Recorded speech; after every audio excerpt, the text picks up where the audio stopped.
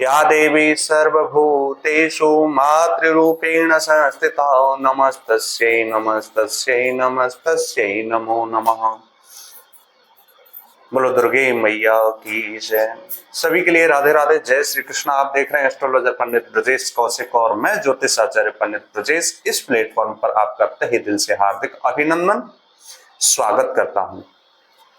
प्रिय दर्शकों, आज हम लेकर के आए हैं भगवती महामाया जगदम्बा दुर्गा देवी की आराधना कैसे करें। मार्च की नवरात्रा है।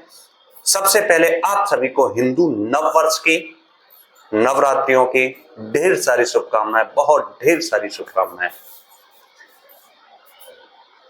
साल में 4 बार नवरात्रियां पड़ती हैं।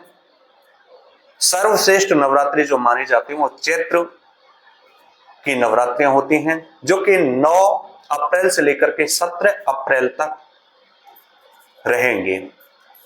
अगर मैं बात करूं नवरात्रियां क्यों महत्वपूर्ण हैं, इनमें क्या करना चाहिए, क्यों करना चाहिए, क्या क्या लाभ हो सकते हैं, एक अकस्मात आपको योग बनता है कौन सा दुर्गा पूजा करने से, आपको कौन कौन से लाभ होते हैं देवी आराधना करने से, आपके जीवन में कितना उत्साह, उमंग, कितना उल्लास भर देती है मां। तो आज हम विशेषकर इन सारे तथ्यों पर आज विचार करने वाले हैं, विमर्श करने वाले हैं। अगर आप फिर भी कोई परामर्श चाहते हैं तो नंबर सिर्फ और सिर्फ हमारा चैनल और वीडियो के डिस्क्रिप्शन में है, आप हमें व्हाट्सएप के थ्रू कांटेक्ट भी कर सकते हैं। तो प्रिय दर्शकों, 8 अप्रैल की रात्रि से 11:50 से प्रतिपदा तिथि प्रारंभ हो जाएगी, जो कि 9 अप्रैल की रात्रि तक रहेगी। इस समय में हम घट स्थापना करते हैं, देवी मां को स्थापित करते हैं, देवी मां की आराधना करते हैं। तो घट स्थापना का समय अगर देखा जाए तो 9 तारीख की मॉर्निंग में 6:02 से लेकर के 10:16 तक अति उत्तम योग रहेगा। ऐसे समय में आप घट स्थापित कर सकते हैं। इस समय में आप घट स्थापित कर सकते हैं। इससे भी सर्वश्रेष्ठ समय आपका 11:57 9 तारीख से लेकर के दोपहर 12:48 तक अवजित योग रहेगा। अवजित योग में आप कोई भी कार्य प्रारंभ करते हैं, कोई भी नवीन कार्य, कोई भी इस प्रकार का पूजा पाठ महोत्सव आप प्रारंभ करना चाहते हैं, बहुत ही अच्छा योग होता है। ऐसे समय में आप 9 तारीख से 9 दिन व्रत भी रख सकते हैं, 9 दिन का अनुष्ठान भी रख सकते हैं। आप मां के लिए प्रतिपदा और अष्टमी या नवमी यानी प्रारंभ में और अंतिम में भी व्रत रख सकते हैं। व्रत के साथ कौन कौन से आपको उपाय करने चाहिए। सबसे पहले आप मॉर्निंग में जल्दी से चारपाई छोड़ दें, उसके बाद स्नान करें। स्नान के बाद लाल या पीले वस्त्र धारण कर लें। लाल पीले वस्त्र धारण करके मां के मंदिर की साफ सफाई करें। साफ सफाई करने के बाद एक अच्छी सी चौकी, सुंदर चौकी सजाएं। एक कोई भी पात्र ले लें या पीली मिट्टी या रेती, जो भी आपको मिल सके, जो भी उपलब्ध हो सके वह ले लें। या तो आप बर्तन में, परात में, पात्र में उस रेती को, मिट्टी को रखें, या फिर आप जमीन पर भी रख सकते हैं। उसमें आप युग जौ डाल सकते हैं। जौ के साथ जौ पहले 24 घंटे 12 घंटे पहले आप गला करके रखें तो अंकुरित हो जाते हैं। आप उनको जैसे ही उगाने के लिए उसमें बोएंगे तो वह अपने आप देखेंगे कि अंकुरित होना शुरू हो जाएंगे। उस पर आप मिट्टी का कलश स्थापित कर सकते हैं, ताम्र कलश भी स्थापित कर सकते हैं। अगर देखा जाए तो सर्वश्रेष्ठ मिट्टी का कलश देखा जाता है। उस पर 3 बार मौली बांध लें, मां के नवार्ण मंत्र का या गायत्री मंत्र का पाठ करते हुए 3 बार मौली बांधें। उसके बाद गिरी गोला यानी कच्चा नारियल आप स्थापित करें। कच्चे नारियल के ऊपर देवी मां की आप कोई तस्वीर, मूर्ति नहीं ला पाए हैं तो एक मुखौटा आता है, मुखौटा लेकर के आए और कलश के ऊपर उसे रखें और लाल चुनरी या लाल साड़ी से, कलावा से उसे लपेट कर सजा दे, बांध दे। आपको स्पष्ट, आपको साक्षात लगेगा कि कलश के ऊपर मां आकर के स्थापित हो गई हैं। कलश में सभी देवी देवताओं का आवाहन करें। वैसे देखा जाता है कलश में ही सभी देवी देवता, गौरी, सभी देवी देवता स्थापित होते हैं। कहा जाता है कलशस्य मुखे विष्णु, कंठे रुद्र समाश्रितः, मूले त्वस्य स्थितो ब्रह्मा, मध्ये मातृगणा स्मृतः, कुक्षौ तु सागरः सर्वे सप्त द्वीपा वसुंधरा, ऋग्वेदो अथ यजुर्वेदः सामवेदो यतर्वणः, अंगैश्च सहिता सर्वे कलशस्तु समाश्रितः।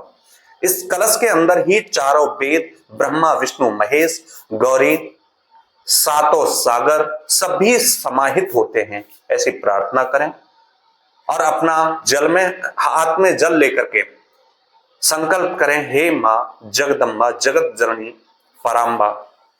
आज हम अपना नाम उच्चारण करें, तिथि बोलें, स्थान का नाम उच्चारण करें। यह बोल करके आज हम इस मनोकामना हेतु आपकी स्थापना करने जा रहे हैं। आप हमारी मनोकामना पूरी करें, हमारे जीवन में उज्ज्वलता लेकर के आए, आपका सदैव हमारे ऊपर प्रेम बना रहे। ऐसी प्रार्थना करते हुए आप उस जल को अर्पित कर दें। उसके बाद चौकी सजाएं। चौकी में आप लाल वस्त्र या पीला वस्त्र बिछा करके उस पर 9 जगह चावल रखें। 9 जगह चावल रख के समान अनुपात में समान स्थान देते हुए देवी शैलपुत्री ब्रह्मचारिणी यानी 9 देवियों का ध्यान करते हुए उस पर 9 सुपारी की जो गांठ होती है वो स्थापित करें।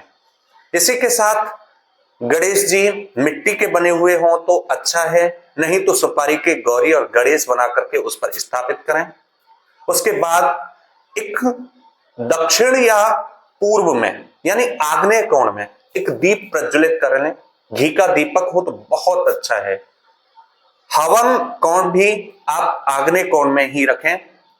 प्रतिदिन हवन करेंगे, मां के लिए आप आहुति देंगे, वह सर्वश्रेष्ठ आपके लिए आग्नेय कोण रहेगा। इस प्रकार से आप वहां पर बैठ करके चौकी सजा लें। चौकी पर आप दीप प्रज्वलित कर लें, दीप स्थापित कर लें, मां को आवाहित कर लें। यही आपको चावल, रोली, कुमकुम, कलावा, धूप, दीप, नैवेद्य, पंचामृत, अबीर, गुलाल, सुगंधित द्रव्य आदि पदार्थ, पुष्प लेकर के आप आदि पदार्थ लेकर के मां की पूजा करें। आप मंत्र नहीं जानते हैं, केवल स्मरण मात्र से मां मैं आपके लिए पुष्प अर्पित कर रहा हूं, कर रही हूं। मां मैं आपके लिए अबीर, गुलाल, नैवेद्य अर्पित कर रहा हूं, कर रही हूं। आप अपना भोग मान करके स्वीकार करें। ऐसी अगर आपकी कामना होगी तो मां अवश्य ही स्वीकार करेंगे। इसके बाद मां का जो मुख हो वो पश्चिम दिशा में हो, जिससे आपका मुख पूर्व दिशा में हो सके। और ध्यान रखें, जो भी मॉर्निंग टाइम में प्रारंभ में सुबह होते ही पूजा शुरू करते हैं वो शाम तक, रात्रि तक 24 घंटे पूजा कर सकते हैं। लेकिन जो सुबह के समय में मां की आराधना पूजा नहीं करते हैं वह पूरे दिन पूजा नहीं कर सकते। और शाम के समय में अगर ऐसे व्यक्ति पूजा करते हैं तो उन्हें उतना फल प्राप्त नहीं हो पाता है। इसलिए 12 बजे के बाद पूजा न करके 12 बजे से पहले ही पूजा कर लें। ब्रह्म मुहूर्त में पूजा करेंगे तो और अच्छा है। इसी के साथ जो भी लोग सतचंडी पाठ करना चाहते हैं, जितने भी पाठ करना चाहते हैं, 11, 21, 51, 108 उतने पाठ की मनोकामना करते हुए संकल्प ले सकते हैं। दृढ़ प्रतिज्ञ होकर के आप बैठे मां की आराधना में। इसी के साथ पूर्व दिशा में आप मुंह करके बैठें, लाल वस्त्र धारण करें, आसन भी आपका लाल हो। आपकी रुद्राक्ष की माला हो सकती है, अन्य अन्य माला और झोली लेकर के बैठे। नवारण मंत्र का आप अवश्य ही जप करें। मार्कंडेय पुराण से जो दुर्गा सप्तशती ली गई है उसके कवच, अर्गला, कीलक का आप पाठ कर सकते हैं। इससे आपके मारण, उच्चाटन, मोहन इत्यादि जितने भी आपके ऊपर दुष्प्रभाव थे वह खत्म होंगे और आपके जितने भी कार्य हैं वह सफलता की ओर बढ़ने लगेंगे। यही मैं बात करूं तो चंड, मुंड, मधुकैटभ, महिषासुर, रक्त बीज आदि राक्षसों का माता ने संहार किया था। इसलिए आप अग्नि प्रज्वलित करें हवन कुंड में। आप प्रतिदिन सुबह पान का पत्ता लें, उसमें 5 सुपारी गुग्गल, पंचमेवा, लौंग, इलायची, सिंदूर, बतासा, ये पदार्थ रखें और ओम ऐं ह्रीं क्लीं चामुंडाय विच्चे, इस मूल मंत्र से आप मां के लिए उसे अर्पित करें। इससे मां बड़ी प्रसन्न होती हैं और प्रतिदिन आप थोड़ा सा शहद लेकर के, इन राक्षसों के विनाश के लिए मां ने शहद पिया था, शहद की आहुति भी आप दे सकते हैं। लिखा हुआ है तृतीय अध्याय में, गर्ज गर्ज क्षणम मूढ़ मधु यावत पिबाम्यहम् मया त्वयि हतत्रैव गर्जस्यन्त्या सुधैवता। यानी मैं जब तक शहद पीती हूं तब तक तुम राक्षसों गर्जना करो, खूब खुश हो, तेजी से चिल्लाओ, लेकिन जब मैं शहद पी करके तुम्हारा वध करूंगी तो तुम्हारी जितनी भी गर्जना है वो शांत होगी और उस पर देवता गर्जना करेंगे। तो मधु की आहुति भी आप मां के लिए अर्पित करें। ऐसा करने से आपकी सभी मनोकामनाएं पूरी होंगी। गृह शांति के लिए आप पाठ करना चाहते हैं तो 5 पाठ प्रतिदिन करें। ऐश्वर्य व वशीकरण के लिए 11 पाठ प्रतिदिन करें। गुप्त कार्यों की सिद्धि के लिए आप 12 पाठ प्रतिदिन करें। शत्रु या पत्नी या पति को वशीकरण में करने के लिए आप 14 पाठ प्रतिदिन करें।